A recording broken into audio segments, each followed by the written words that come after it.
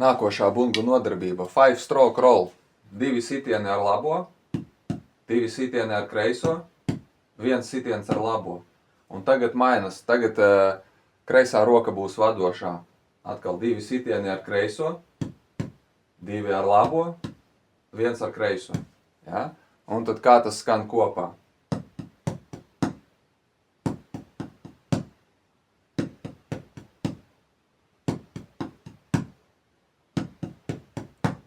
Ja jums ļoti labi sanāk, varam pievienot arī kāju. Šajā gadījumā strādājam tikai ar pēdu.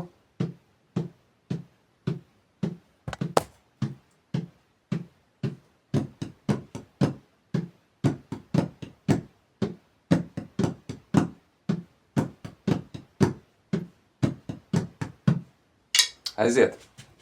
Un vēl kas, kāpēc šodien strādāju ar spilvenu. Ar spilvenu ir daudz grūtāk spēlēt, jo viņam nav atsitiena. Ja?